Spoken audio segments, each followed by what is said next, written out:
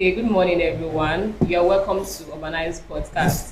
Today, we are going to be discussing a very important topic, and that is why building projects fail and how to get it right from day one. With me here is my co-host, Ruth Victor. and we have other team members from Urbanize firm. We have, CP Olúwàbọ̀ Tùmísàn. Mr. Julius Ugbe. Mr. Seth Seidu. and we have our boss. For innocent. Thank you very much for joining us today. So we've discovered that many buildings start these days and then the project ends halfway. Sometimes there is a failure, sometimes the project is abandoned and all of that. And so we just want to ask our team of professionals why these things happen and also to offer solution to just cope this menace that is taking place in the society. I believe Ms. Ruth, you have something to say. I have a question for today. Because we are going to find out something. If someone has money in hand at the moment to purchase land, so what do you think is the smartest decision for the person? Okay, the first step is planning before you take action.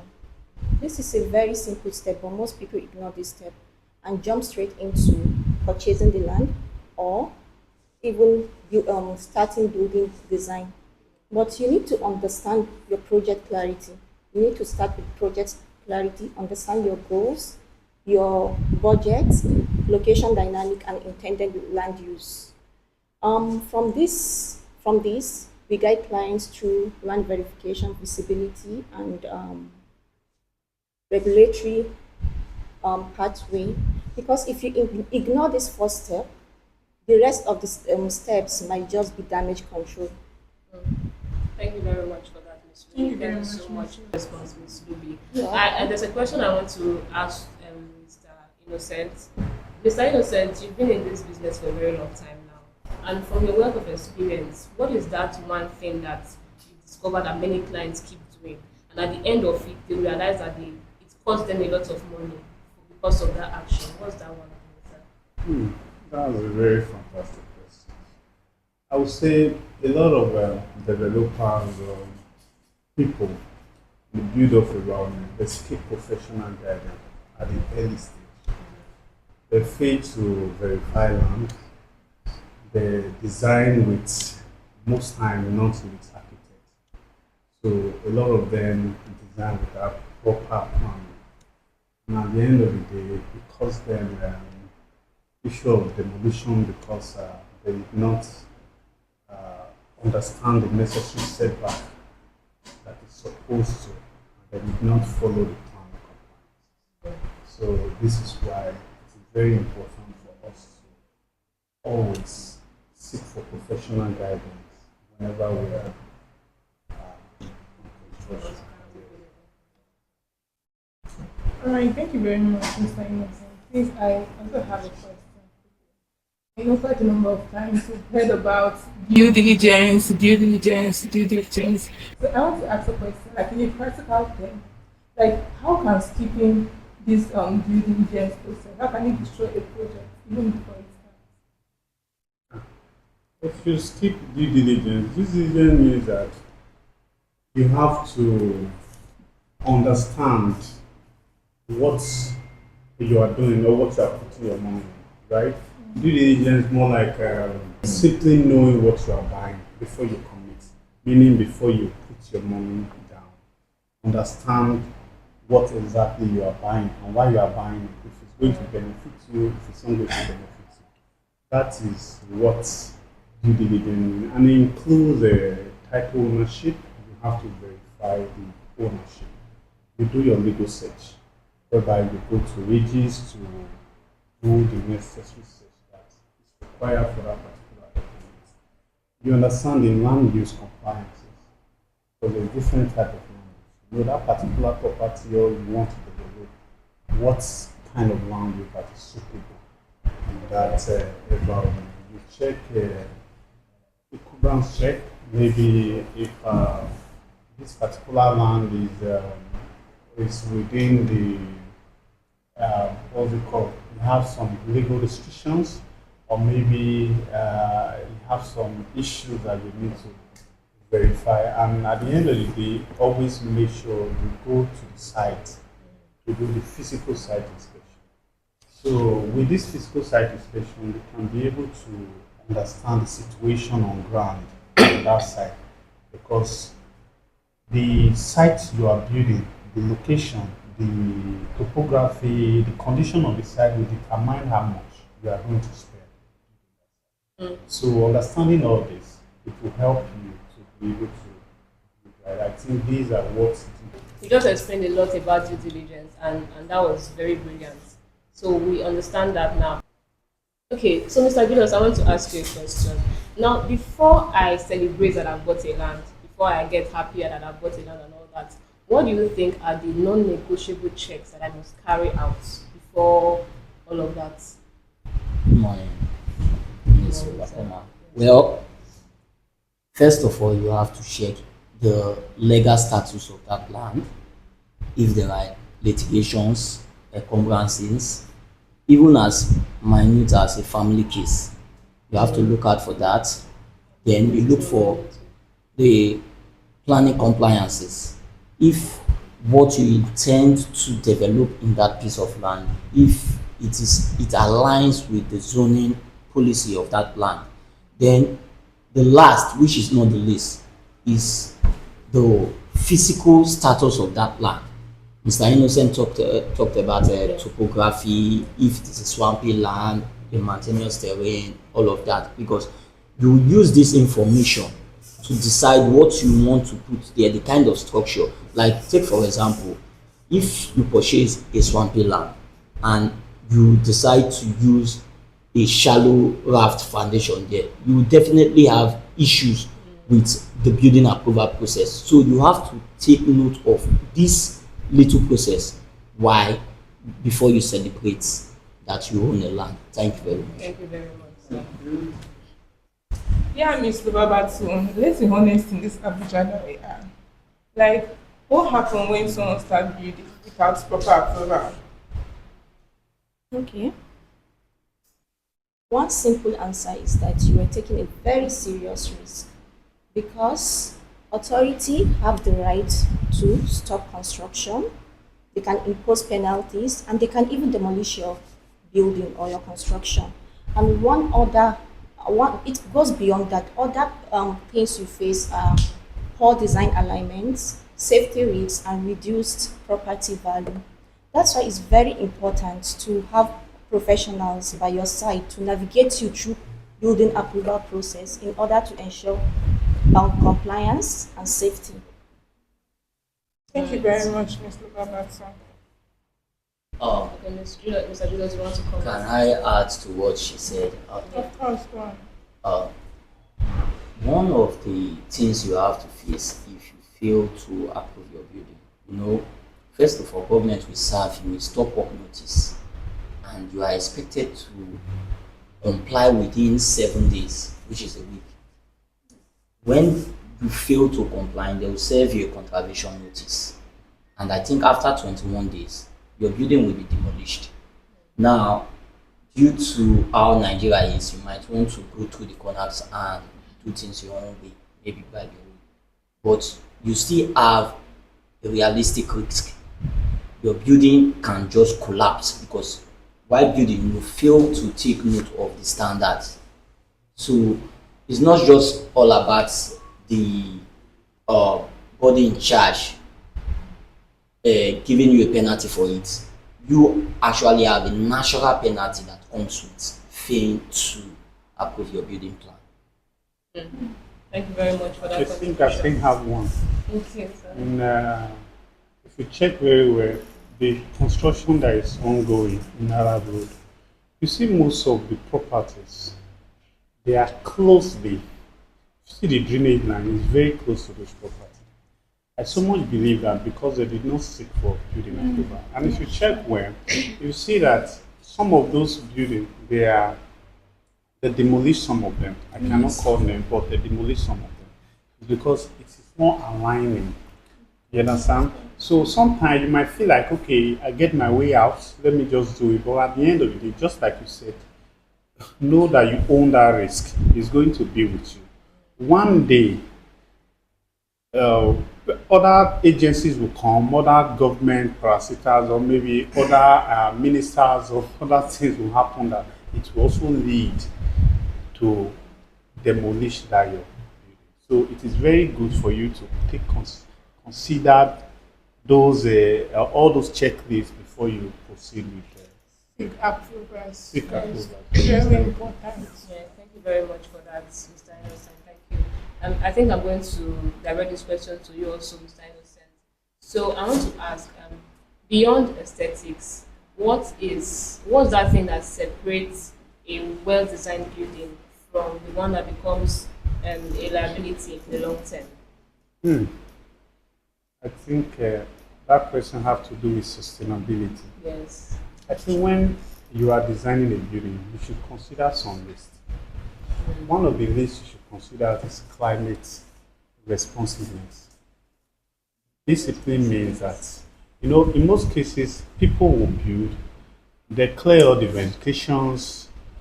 You see that they come with, what's it called, concrete, the concrete or the floor. You realize that every when there is sun, because there's no what's it called, there's no tree to absorb those heat. It come back to you at night when you're supposed to be feeling cold. You realize that you're feeling heat because there's no tree. So it is important for an architect to always consider vegetation. And apart from that, it's also important to space utilization, or maybe the space optimization. Sorry for that. So what does that mean? That means you have to always plan your space so that in future you don't end up looking for a space. Let's take for instance, you have kids that are growing up. Sometimes you do organize meetings, birthday parties in your house. But at the end of the day, you have no space to accommodate all these things. You understand? And you end up at the point of time, maybe because of the little celebration you are celebrating in your house, you see that the road is flooded with cars. You understand? That cause traffic. You understand? It is very important for us to always consider space for people where cars will park, where you do other activities. Another one is user friendly. Have you ever noticed you are walking in your own house? Your legs hit a gallop. I would call it a gallop. You want to fall down. You understand? Because those things are not considered. You understand? The step, the floors. You understand?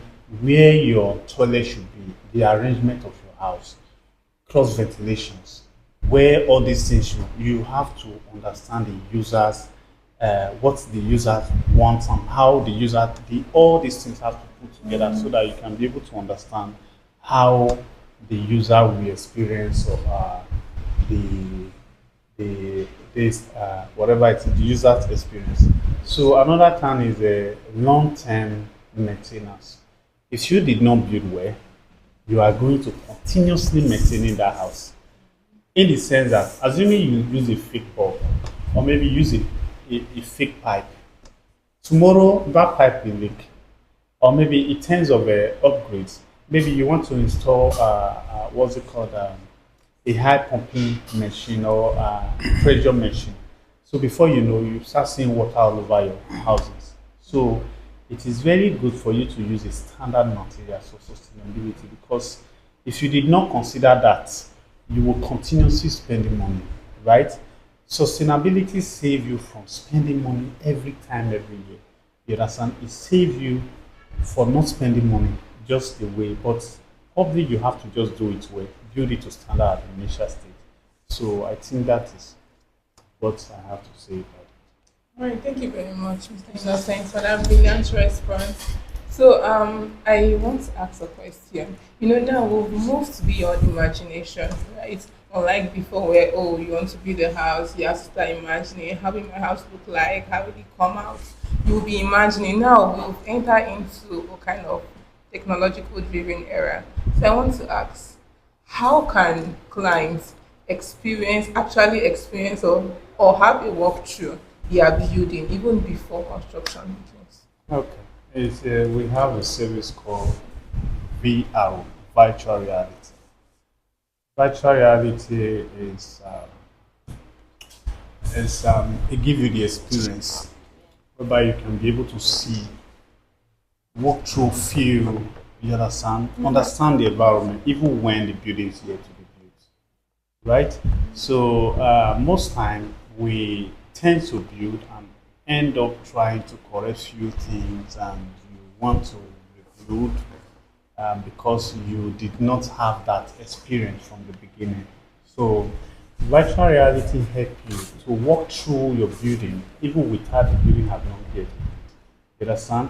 It helps you even arrange, assuming the way you want your kitchen to be arranged. It helps you move things across that aspect so that you put it well, so that the developer or the builder will understand that okay, this is what my client wants. Wow. The spaces arrangement, all other arrangement, right? So it gives you that foresight, it gives you that reality in a virtual form so that you can be able to understand how your building is going to come out.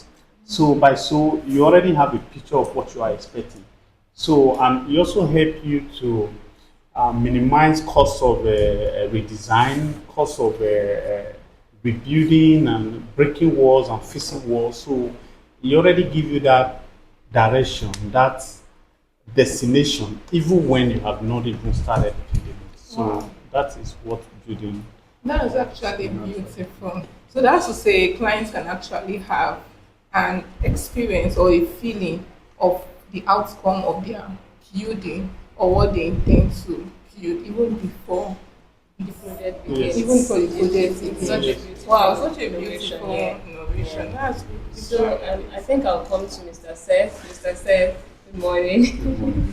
Okay, so I want to ask you a question. Many people see environmental impact assessment as just a formality. But what do you think? What do you think is the benefit of E and IA to the community and also to the investors? Okay, good morning once again.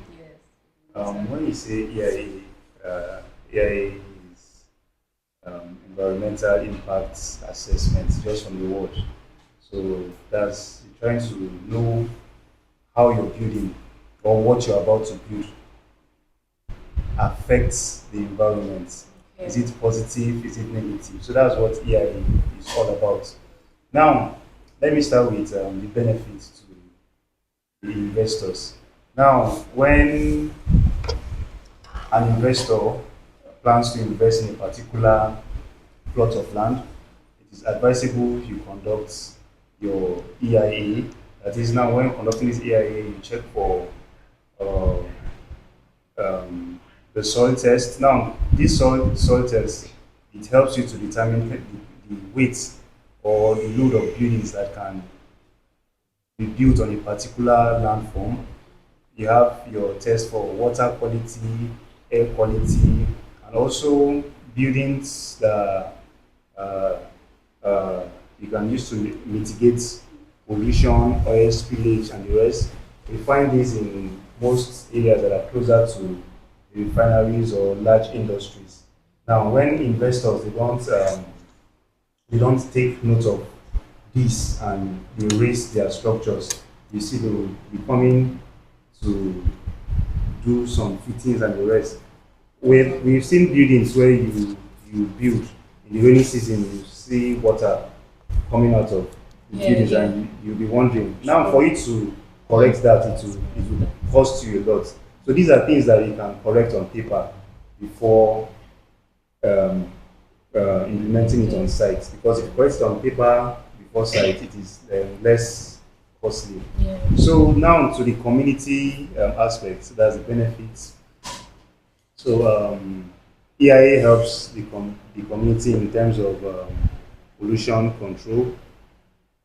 You have, like I mentioned, oil spillage, um, water quality, drainage, um, well drained system, because there are some communities, because of the way the communities is being arranged, they tend to block waterways. And you know one thing about water, it always finds its way, right? So there are buildings that are not supposed to be there, but sometimes as a community we just let it go. Now we have other forms, like something that is currently happening in Abuja here in Kubwa. This quarry site. This quarry site is a very good example of one of the dangers of not taking EIA serious. You can see the air quality there is very bad at the quarry site. Most buildings around now, you can see from the air quality, it will lead to other issues, health wise, visibility, and so on. Now, I also have another one in Kaduna, let me say, uh, areas that are closer to the Kaduna refinery, not even close, but this refinery, they do tend to dispose their waste in rivers during the rainy season, thinking the rain will just help to flush out the waves. Yeah. And now, while doing this, communities that are around, close to the riverside, they tend to get affected. You go there, the place is badly polluted, smells and the rest. So these are some of the things that we need to consider. Like I said, in every building or every structure you tend to raise, you have to take your EIA serious because it determines determines how well you live in such environment. Your home is supposed to be a place where you rest, you get comfort, not a place where uh, you have issues, health issues, and the rest. So I think that is the benefits of taking EIA serious. Brilliant, brilliant. Thank you very much for that response. Thank you. Let me chip in a little bit. Very much. The environmental impact assessment. I think is to assess the impact of a development in that particular environment. So what does this mean? Let's say, for instance, you want to build a fuel station. There are already measures, there are already bylaws that apply to this. So, for the impact of the people, you are checking if this development, how is it going to impact immediate environment. On your own side, you're also checking how is it going to be feasible. You know, just like you said, the soil. How much is it going to cost me to fix this soil if the soil is bad? So is it a good investment for me or not? So you look around the way to mitigate all these factors, all these things, to make sure the investment is not more like a future liability, maybe to you or to the nearby environment. And also to help meet up the sustainable standard, right? Because when you mean sustainable, mean continuation, so that people will continuously enjoy that same environment. So that is my own point. In addition to it, when we talk about EIA, there are areas we look about the socio-economic impact of a project to the people around. Then we look at the physical impact, which has to do with how that development will affect the environment, the flora and fauna, humans, and all of that. And in addition to what Mr. Seth said, companies, especially because the project that demand EIA mostly are organization project, large projects, then large residential projects. For a company, it is very essential for you to do your EIA before you embark on any form of production, because at the long run, people might sue your company for that, and they have the right, and it can stall your project for a while. So it is essential for you to look into this consideration. And talking about the health risks involved, if people around you are not benefiting positively from whatever you are doing, you definitely be losing one way or the other. Because take for example, Mr. Seth talked about this quarry. If you noticed, most of their staffs don't live around the quarry. But if the environment was conducive, They will be living there. That way, it will even save the company cost of transportation. Look at how they transport their workers from Arabut here down to I think towards Guarimpa.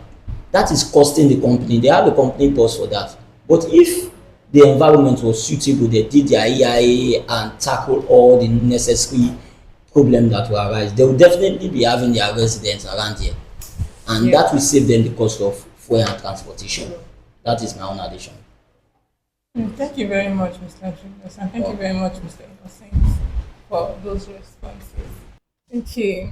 Okay, Miss Louis, I have a question for you.